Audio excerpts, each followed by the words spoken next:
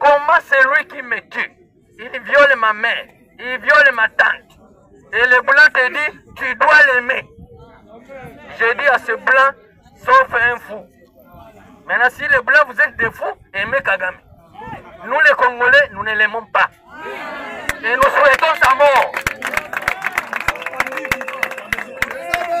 Nous souhaitons sa mort. Après, ils vont dire discours de haine. Le gouvernement congolais. Nous allons continuer à interpeller notre gouvernement.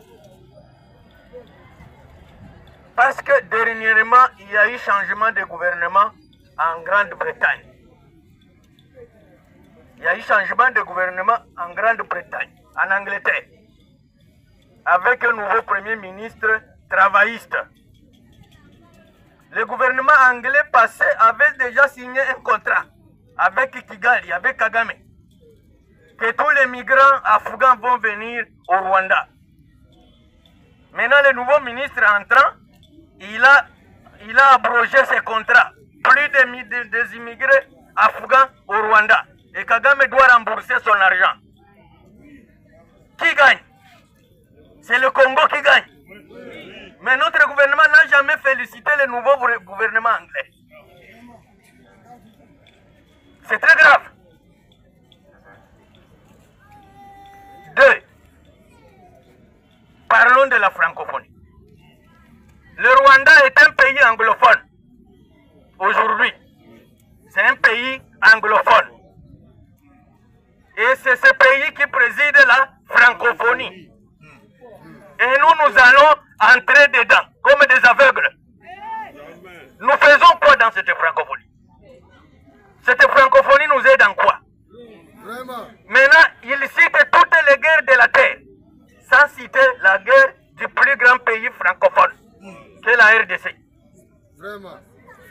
Est-ce que notre place est dans la francophonie? Non. En même temps, le même Rwanda préside le Commonwealth, c'est-à-dire le pays qui parle l'anglais. Qu'est-ce qu'est devenu le Rwanda?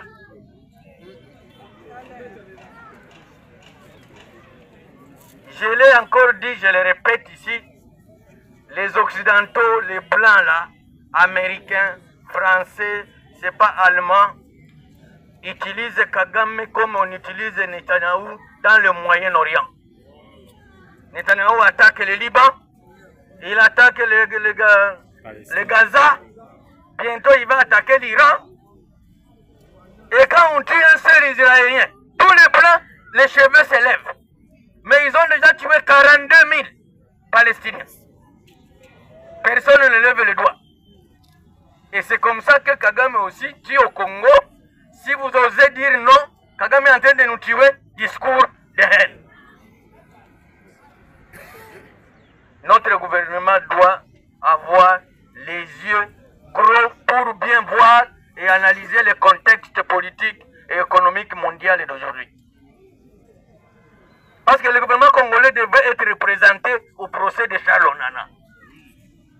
Il devait être là. Et ça pouvait se constituer partie civile, comme disent les juristes. Ne soyons pas des rêveurs, soyons réalistes. Vous voyez ce qui se passe à l'est du pays. C'est devenu une balkanisation de fait. Parce qu'il n'y a plus de volonté de se battre. Il y a 3 jours, l'M23 a installé un chef coutumier à Rutshuru. Et apparemment, notre armée a dit non, nous sommes en trêve. Quand tu dis que tu ne vas plus te battre, c'est-à-dire que tu as cédé la partie occupée, non? Et la partie occupée est 10 fois plus grande que le Rwanda. 1000 fois plus riche que le Rwanda.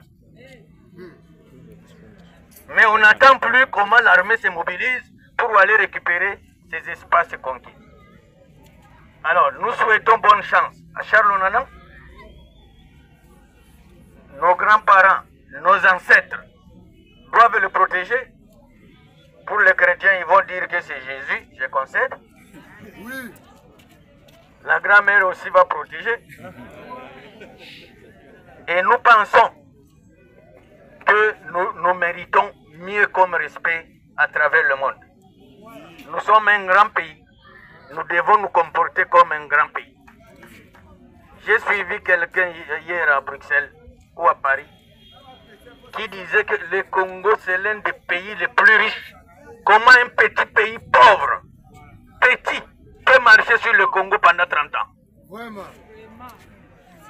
Même moi, si à Botate, basala kaye bongote.